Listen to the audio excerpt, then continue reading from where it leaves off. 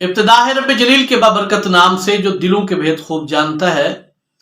سامعین و ناظرین کو محمد عامر حضور کا سلام قبول ہو۔ دوستان گرامی قدر، حضرت امام بری سرکار رحمت اللہ تعالی علیہ بڑے مشہور و معروف ولی کامل گزرے۔ ان کا ایک واقعہ آپ دوستوں کی خدمت میں پیش کرنے لگا ہوں۔ یہ واقعہ انتہائی شاندار اور انتہائی لطف آمیز واقعہ ہے۔ مقررین حضرات کے انتہائی کام کا واقعہ، ان کی تقریروں کے لیے بہت بہترین ایک اضافہ ثابت ہوگا یہ واقعہ، اور عوام الناس کے لیے بھی بہت ہی مزیدار اور دلچسپی کا واقعہ۔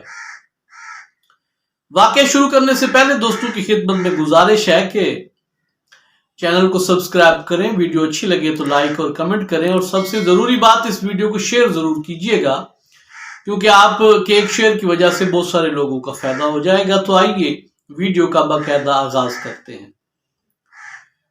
امام بری سرکار رحمت اللہ تعالی علیہ کے متعلق علماء کرام لکھتے ہیں کہ ایک درخت تھا، بہت ہی پرانا درخت، جس کے پتے جھڑ گئے تھے، جس کی کہہ لیں کہ ٹہنیاں وغیرہ بھی بالکل خشک ہو گئی سی، ایک خالی تنے کا تنا، خشک تنا رہ گیا تھا۔ اس کے نیچے آپ نے اپنی عبادت کے لیے ایک جگہ بنائی ہوئی تھی، مصلی بچھایا ہوا تھا، اور سارا دن وہاں آپ اللہ پاک کی عبادت کیا کرتے تھے۔ ایک دن وہاں سے کچھ ہندو اکٹھے ہو کے گزرے، 12-15 تعداد تھی ان کی۔ انہوں نے اپنے سروں پہ پوٹلیاں رکھی ہوئی تھیں، گٹھڑیاں رکھی ہوئی تھیں، وہاں سے گزرنے لگے۔ تو حضرت امام بری سرکار نے پوچھا، بھی دوستو کہاں جا رہے ہو؟ تو وہ کہتے ہیں، جناب ہم گنگا میں غسل کرنے جا رہے ہیں، دریائے گنگا میں۔ ان کے اپنے مذہب کے مطابق جب ہم اس میں غسل کریں گے، نہائیں گے، تو ہمارے پاپ، ہمارے گناہ دھل جائیں گے۔ حضرت امام بری سرکار رحمت اللہ تعالی علیہ نے جب ان کا یہ جملہ سنا تو آپ مسکرائے، اور مسکرانے کے بعد فرماتے ہیں، بھائی نہانے سے پاپ نہیں دھلتے، اگر گناہ بخشوانے ہیں، پاپ دھلوانے ہیں، تو پھر پرہیزگاری اختیار کرو، نیکی کرو، اعمال صالح اختیار کرو، مسلمان ہو جاؤ۔ یہ نہانے سے تو پاپ نہیں دھلیں گے۔ ان ہندوؤں میں سے ایک منہ پھٹ ہندو تھا، وہ حضرت امام بری سرکار کو مخاطب کر کے کہتا ہے کہ جناب آپ کو کتنا عرصہ ہو گیا اس خشک درخت کے نیچے بیٹھ کے اپنے اللہ پاک کی، اپنے رب کی عبادت کرتے ہوئے؟ تو آپ کی عبادت سے اتنا تو ہوا نہیں کہ آپ کا خدا آپ کے لیے اس درخت کو ہی ہرا بھرا کر کے آپ کے لیے چھاؤں پیدا کر دیتا، اور آپ ہیں کہ ہمیں کہہ رہے ہیں کہ عبادت اور پرہیزگاری سے گناہ دھلتے ہیں۔ جب اس ہندو نے یہ بات کی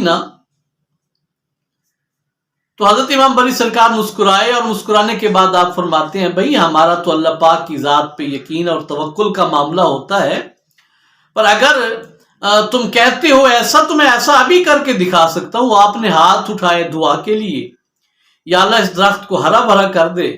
فرماتے ہیں کہ ابھی آپ کے دعا کے جملے ختم نہیں ہوئے تھے کہ وہ درخت اتنا زیادہ چھاؤندار، ہرا بھرا ہو گیا کہ دور دور تک اس کی چھاؤں جو ہے وہ پڑ رہی تھی۔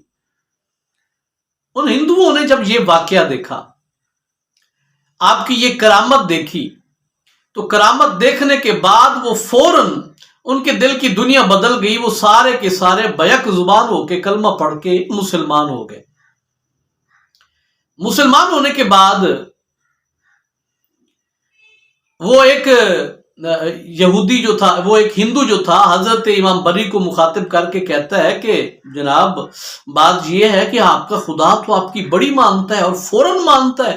ابھی آپ نے دعا کی ہی تھی کہ فوراً اللہ پاک نے آپ کی بات سن لی۔ حضرت امام بری سرکار نے اس آدمی کو مخاطب کر کے الٹا سوال کر دیا۔ آپ نے فرمایا، تم یہ بتاؤ تمہارے نزدیک اس دنیا میں محبتوں کے پیکر کون سے رشتے ہوتے ہیں؟ کون سا ایسا رشتہ ہے کہ جو بہت زیادہ محبت کے حوالے سے جانا اور پہچانا جاتا ہو؟ عام بندوں کے لیول کے مطابق آپ بات سمجھا رہے ہیں۔ وہ آدمی کہتا ہے کہ ہماری تو اس دنیا میں ہم نے یہی دیکھا ہے کہ ماں اپنے بیٹے سے بڑا پیار اور بڑی محبت کرتی ہے۔ حضرت امام بری سرکار نے چونکہ یہ سارے جو حالات تھے اور ان کے لیول پہ آ کے ان کو بات سمجھانی تھی، آپ فرماتے ہیں کہ تم کہتے ہو ہمارے نزدیک دنیا پہ ماں سے بڑھ کے محبت کرنے والا رشتہ کوئی نہیں ہے، تو حضرت امام بری سرکار فرماتے ہیں پھر سن لو، اتنی جلدی تو ماں اپنی اولاد کی بات نہیں سنتی جتنا جلدی اللہ اپنے پکارنے والے بندے کی پکار کو سن لیتا ہے۔ سبحان اللہ، کیا شاندار انداز میں ان ہندوؤں کو سمجھایا کہ اتنی جلدی تو ماں اپنے بیٹے کی بات نہیں سنتی جتنی جلدی اللہ اپنے بندے کی پکار کو سن لیتا ہے، پر شرط یہ ہے کہ کوئی پکارے صحیح، کوئی اسے پکارنے والا ہو۔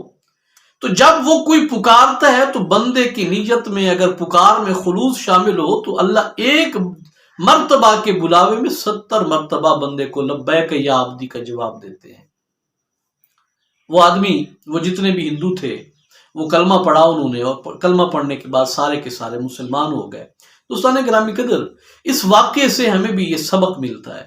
دراصل حضرت امام بری سرکار اپنے نبی کی امت کو یہی پیغام دینا چاہ رہے ہیں کہ ہم جب کبھی نہ اپنی زندگی میں پریشانیوں میں، الجھنوں میں، غموں مصیبتوں میں، دکھوں میں مبتلا ہو جاتے ہیں تو پھر ہم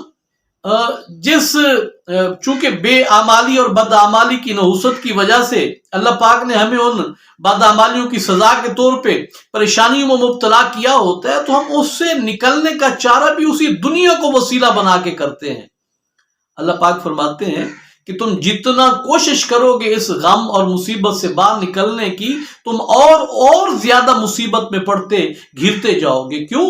اگر تم نے ان مصیبتوں سے، پریشانیوں سے باہر نکلنا ہے تو پھر اللہ پاک فرماتے ہیں میری بارگاہ میں اپنا ماتھا ٹکا کے دیکھ، مجھے سجدہ کر کے دیکھ، سچے دل کے ساتھ ایک مرتبہ پکار کے مخاطب کر کے تو دیکھ، مجھے پکارنا سچے دل کے ساتھ تیرا کام ہے، تیرے سارے غموں کو دور کر کے تجھے پرسکون زندگی عطا کرنا میں رب تعالیٰ کا کام ہے۔ تو اللہ رب العالمین کی بارگاہ اقدس میں دعا ہے کہ اللہ پاک ہمیں اولیاء کاملین کے نقش قدم کے مطابق زندگی بسر کرنے کی توفیق عطا فرمائے۔ اللہ پاک ہمیں نیک اعمال صالح اختیار کرنے کی توفیق عطا فرمائے۔ آج کا واقعہ آپ کو کیسا لگا؟ اپنی رائے سے ضرور آگاہ کیجیے گا، اپنا ڈھیر سارا خیال رکھیے گا۔ بہت جلد دوبارہ ملیں گے، تب تک کے لیے مجھے اجازت دیجیے۔ السلام علیکم ورحمۃ اللہ وبرکاتہ۔